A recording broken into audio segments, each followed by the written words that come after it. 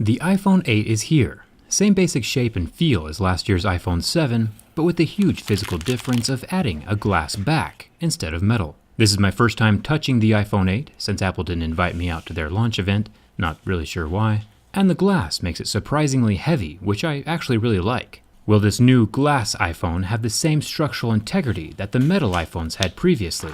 There's literally only one way to find out. Let's get started.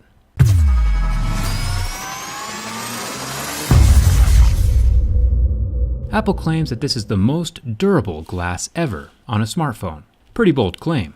I've tested over 75 different phones now, and I think we should start with the scratch test first. I have a set of Mohs hardness picks that differentiate between different minerals. Plastic screen phones would scratch at a level 3, glass is usually around a 5 or a 6 on Mohs scale, and real sapphire scratches at a level 8 or 9. As far as scratching goes, this glass scratched at a level 6, with a deeper groove at a level 7, which is the exact same score that the iPhone 7 got last year, as well as the Note 8 and most other tempered glass flagships these days. When Apple says most durable, they might be talking about impacts and drops instead of scratch resistance. Let me know in the comments if you think I should drop test a couple of these phones. Even though the screen is impervious to my razor blade, coins, and keys, I would still recommend a screen protector. Plenty of other dust, minerals, and pocket sand are harder than a level 6, and can cause micro abrasions. Speaking of sapphire, Apple does claim to use some sapphire on their phones, namely the camera lenses, so we'll have to put that to the test. Again, the home button is not affected by my razor blade, so it won't get damaged or scratched up while sliding around in your pocket or purse, and that's good for durability. Up at the top of the phone, we have the 7-megapixel front-facing camera tucked under that same slab of front glass, so it is protected against major scratches and damage as well. With previous versions of the iPhone, Apple used a flimsy metal screen to cover the earpiece, which sometimes could jostle and fall out. But nowadays they use a more permanent, solid metal screen which will not fall out or dislodge. Bonus points for that one. The gold glass iPhone 8 has a solid slab covering the entire rear surface of the phone.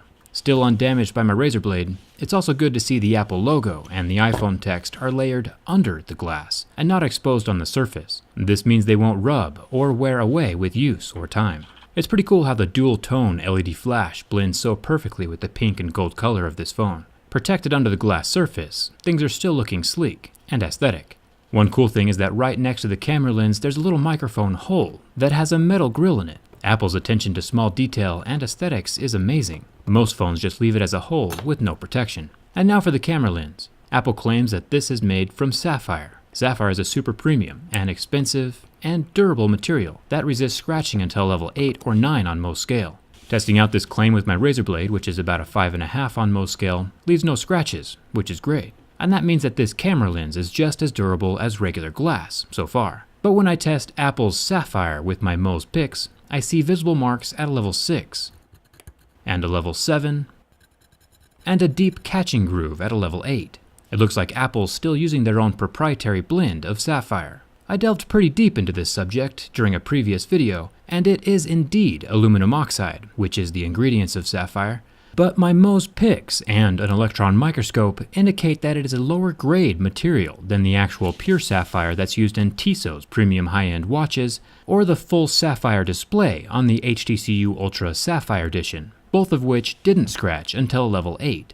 Apple might have extreme attention to detail, but it's my opinion that they cut some corners with this sapphire stuff. I did buy one of their overpriced sapphire Apple watches to test, and that should arrive today sometime. So make sure you're subscribed so you don't miss that durability test. There is a metal ring around the camera lens, but the weird part is that the camera lens sticks up even farther than the metal ring does, so there's no protection for that lens. And since it scratches at a level 6 instead of a level 8, it still needs that protection. Now the sides of the phone are real metal, so Apple did a good job there. This handles keys and coins very well, but my razor blade manages to remove some color, exposing that silver 7000 series aluminum underneath. So it's probably best to not keep your razor and phone in the same pocket. The SIM card tray and power buttons are both metal, along with the buttonless and portless top of the phone. The volume buttons and mute switch are also metal, bonus points for that. I'm still definitely a huge fan of that mute switch, by the way.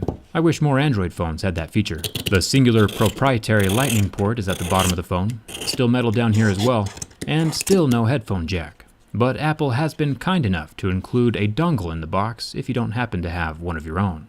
Now, I do like to roast Apple every now and then, physically and verbally, and one cool thing about the IPS Retina display is that after about 10 seconds in extreme heat, the pixels go black and turn off, but after the heat is removed and the pixels cool down, they recover completely. The phone is cool to the touch within seconds. It's still important to not try this on your own phone, because the flame does burn off the oleophobic exterior coating on the glass. I have been contacted by several angry mothers whose kids have burned phones, so please don't try this at home. Speaking of things to not try at home, it's time for the ultimate test of durability. Nothing stresses the construction of a phone like a bin test, and whether you're an Android fan or an Apple user, everyone can appreciate a well-built phone. And this is indeed a well-built phone. There is zero flex to this device. If you remember on my iPhone 7 bin test last year, the waterproofing adhesive was ruined by the bend, but this has since been corrected with the iPhone 8. I'm very impressed. There is no glass separation on the front or the back, no matter how you bend it. This phone is definitely skinny jean approved. The last thing I want to point out as a bonus and thumbs up to Apple's build quality is the rear glass panel.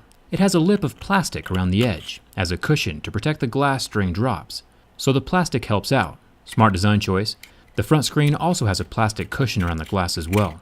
Most people wouldn't notice this subtle detail, but Apple does put an extraordinary amount of thought and design into their phones. Well, except for the sapphire camera lens anyway. Hit that subscribe button if you want to see that sapphire Apple Watch tested, and come hang out with me on Instagram and Twitter. I think we should try and make a clear iPhone 8.